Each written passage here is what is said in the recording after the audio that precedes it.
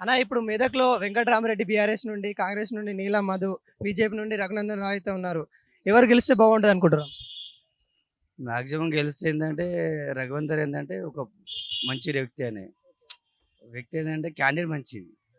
ఓలాకైనా గాని ఇట్లా దూరంగా ఉంటాడు. మంచి నైస్ మనిషి. ఇక పార్టీ పరంగా చూస్తే అయితే మాత్రం మా ఏం పేరంటే పేరు కలెక్టర్ వెంకటరామరెడ్డి. వెంకటరామరెడ్డి గెలిస్తే బాగుంటది. పార్టీగా చూస్తే. వెంకటరామరెడ్డి సిద్దిపేటకు మొన్నటిదాకా కలెక్టర్‌గా అయితే ఉన్నారు. చాలా భూమి కబ్జా ఆరోపణలైతే ఉన్నాయి. ఎట్లా చూడొచ్చు?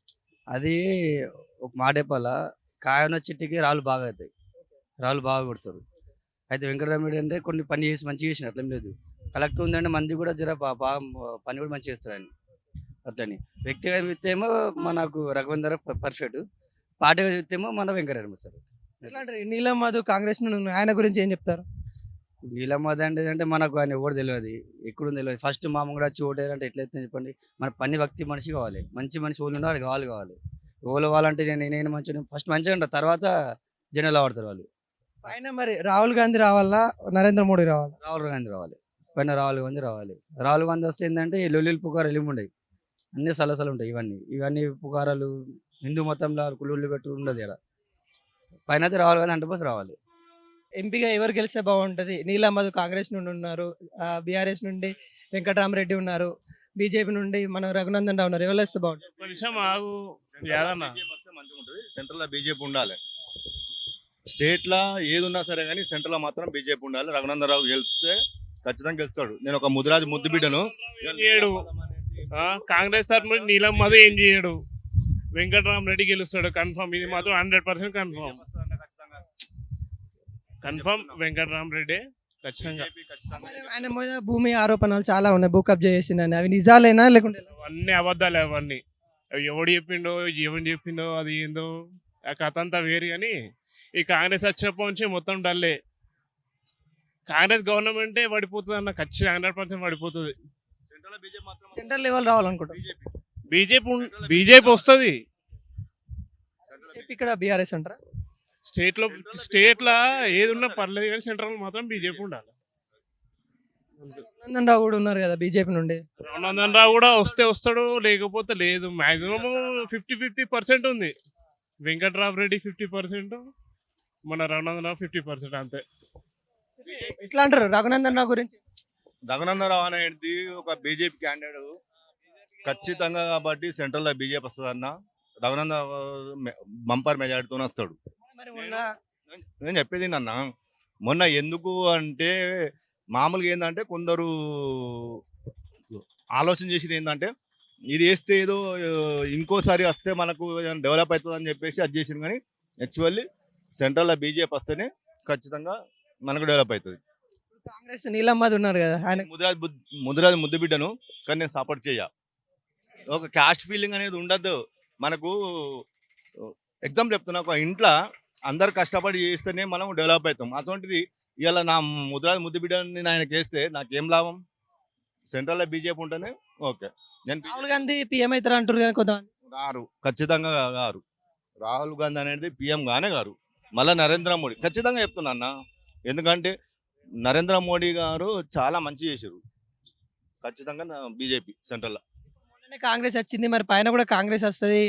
ఖచ్చితంగా రాదు. నేను చెప్తున్నా కదా, సెంట్రల్లో బీజేపీ ఖచ్చితంగా వస్తుంది. ఇది నేను నా గుండె మీద చేసుకొని చెప్తున్నా, బీజేపీ వస్తుంది. వెంకటరామరెడ్డి ఉన్నారు.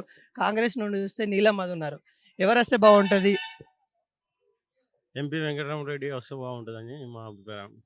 ఎందుకంటే ఇప్పుడు మరి ఇక్కడ రఘునందన్ రావు కూడా ఉన్నారు. ఇక్కడ దుబ్బాకలో తనకి చాలా మంచి పేరున్నట్టు తెలుస్తుంది. మరి ఆయనకి ఎట్లా ఉంది ఇక్కడ పరిస్థితి? ఇక్కడ చాలా బాగానే ఉన్నది. మరి మొన్నటిదాకా కలెక్టర్ అయితే ఉన్నారు వెంకటరామరెడ్డి. ఎలాంటి వ్యక్తి? వెంకటరామరెడ్డి ఒకసారి అవకాశం ఇచ్చి చూస్తే చాలా బాగుంటుందేమో అని మా ఉద్దేశం. ఇంతకుముందు రామచంద్రరావు గెలిచిండు. ఇప్పుడు వెంకటరామరెడ్డికి ఒకసారి అవకాశం ఇచ్చి చూస్తే మరి ఆయన ఎలా చేస్తాడు అనేది మన అభిప్రాయం అంతే. నీలం మధు కాంగ్రెస్ నుండి ఉన్నారు. బీఆర్ఎస్ నుండి వెంకటరామరెడ్డి ఉన్నారు. బీజేపీ నుండి రఘునందన్ రావు ఉన్నారు. ఎవరు వస్తే బాగుంటది? బీఆర్ఎస్ వెంకటరామరెడ్డి రావాలా. ఎందుకంటే తెలంగాణలో అభివృద్ధి కావాలంటే బీఆర్ఎస్ ప్రభుత్వమే ఉండాలా. బీఆర్ఎస్ ప్రభుత్వం తోటి ఏదైనా కానీ సాధ్యమవుతుంది. వీళ్ళు ఎవరైనా కానీ సెంటర్ పోయి మాట్లాడి చేసి ఆడికెళ్ళి నిధులు ఇవ్వాలి ఈడికెళ్ళి నిధులు ఇవ్వాలి అంతా వేస్ట్ ముచ్చట. లోకల్ పార్టీ ఉండాలి, లోకల్ వ్యక్తి ఉండాలి. వెంకట్రామరెడ్డి గత 10 సంవత్సరాలకు పోలే మన సిద్దిపేట జిల్లాలో పనిచేస్తుండే ఆయన. ఎందుకంటే ఆయన మంచి స్టిక్ ఆఫీసరు, వర్క్ చేసినప్పుడు స్టిక్ ఆఫీసర్ ఆయన. అందుకని వెంకట్రామరెడ్డి గెలవాలని మేము అందరం అనుకుంటున్నాం. కాంగ్రెస్ నుండి నీలమ్మది ఉన్నారు, ఆయన ఎలా ఉండబోతుంది ఇక్కడ? నీలమ్మది ఎవరన్నా తెలుసా? నీలమ్మది ఎప్పుడు వచ్చిండు? నీలమ్మది ఏం తెలుసు? నీలమ్మదికి ఏం మేమైతే అనుకుంటాం, నీలమ్మది వస్తాడంతో అనుకుంటలేము. బీజేపీ నుండి రఘునందన్, ఆయన పరిస్థితి ఏ విధంగా ఉంది? రఘునందరావు మొన్నే చెప్పారు, ఇంకేంది మళ్ళీ చెప్తారా? సరిపోయింది, ఇంకేంది ఇంకా ఎప్పుడు? చాలా మంది అంటారు నరేంద్ర మోడీ పీఎం అయ్యే ఛాన్సెస్ ఉన్నాయి, మరి ఇక్కడ కూడా బీజేపీని గెలిపించుకుంటే బాగుండని. ఏడికెళ్ళి వస్తుంది బీజేపీలో ఒకసారి చెప్పు. బీజేపీ ప్రభుత్వం ఏడికెళ్ళి చేస్తారు చెప్పు? అది మతాల పార్టీ. ఎవరు కావాలనుకుంటారు మీరు? పీఎం ఎవరు కావాలనుకుంటారు? పిఎం అనేది మేము ఏం చెప్పలేం, కానీ ఆడ ఎవరన్నా రాని మాకు సంబంధం లేదు. కానీ తెలంగాణ గవర్నమెంట్ మాత్రం బీఆర్ఎస్ ఉండాలని మేము కోరుకుంటున్నాం. అమ్మాయి ఐకేపీ సెంటర్లో ఇప్పుడు స్టార్ట్ చేసిరా? సాడు చేసారు సారు. కింటానికి ఎట్లా పెడతారు? అప్పుడు మంచి పెడతారు, ఇప్పుడు అప్పుడు పెట్టినట్టు ఇప్పుడు పెడుతున్నారు. బోనస్ అన్నారు, ఇస్తారా? ఇయ్యలేదు సారు, ఇవ్వలే. ఎట్లా ఇప్పుడు మళ్ళీ ఓట్లు వస్తా ఉన్నాయి ఇక్కడ? నీలం మధు ఉన్నారు కాంగ్రెస్ నుండి, బీజేపీ నుండి రఘునందన్ రావు ఉన్నారు, బీఆర్ఎస్ నుండి వెంకట్రామరెడ్డి ఉన్నారు. ఎవరు వస్తే మంచిగా ఉంటుంది ఇక్కడ? మాకు వాళ్ళన్నారు అని సారు, మేము గరీబులం రావుతూ కొట్టుకొని బతుకుతున్నాం సార్. మేము కాకపోతే మేము కైకిలి కూలి చేసుకొని బతుకుతున్నాం. మాకు దేనికి మాకు ఏమి సలవతి లేదు సార్ మాకు. కాకపోతే మేము ఆడ బాకీలు తెచ్చుకొని ఇండ్లు కట్టుకుంటే అప్పటి నుంచి 3 లక్షల లోన్ ఇస్తా అని అంటున్నారు, ఇయ్యలేదు. అదే ఆ లోన్ కూడా లేదు. మళ్ళీ ఇప్పుడు ఈయన గెలిచినాక 5 లక్షల లోను వాళ్ళు జాగాలు కట్టుకుంటానని అన్నాడు, అది లేదు. ఇక 4,000 పింఛన్ అని అన్నారు, ఇక ఆ పింఛన్ కూడా లేదు. ఇక అది ఓని పింఛన్ పడకుంటే పడకపోయా. కానీ వాళ్ళన్న గరీబులు ఉన్నారు, తల్లిదండ్రులు లేని పిల్లలు ఉన్నారు సార్. మస్తు మందికి నేను వాళ్ళ సార్లు గిట్లా వచ్చినప్పుడల్లా మాట్లాడినా, నా బిడ్డ కొడుకులు వాళ్ళ నాన్న చచ్చిపోయిండు, వాళ్ళ అమ్మ చచ్చిపోయింది, నానమ్మ లేరు, ఎవ్వరు లేరు సార్ వాళ్ళకు. ఆ పిల్లలకి ఏమన్నా హెల్ప్ చేయమని కూడా చదువుకుంటున్నారా అని కూడా అడిగిన సారు, ఎవరు హెల్ప్ చేయలేదు సారు. ఎట్లా అంటే ఇప్పుడు మరి కాంగ్రెస్ వాళ్ళు ఇప్పుడు మొన్న అయితే వాళ్ళకి గెలిచిళ్ళు, ఇప్పుడు మళ్ళీ అడ్డే పోతారా? లేకుంటే బీఆర్ఎస్ ఓడిపోయిందని అటే ఇస్తారా? లేకుంటే బీజేపీకి ఇస్తారా? బీజేపీకి వేద్దాం సార్. తెలుసా రఘునందన్ సార్? తెలుసా? మొన్న ఓడిపోయింది కదా. తెలుసు తెలుసు సార్, మాకు తెలుసు. మంచిగా చేస్తారంట. ఇక చేసే కాడికి ఇక ఆయన మొన్న నేను ఇక వరకు ఏం పనులు అయితే చేయలేదు.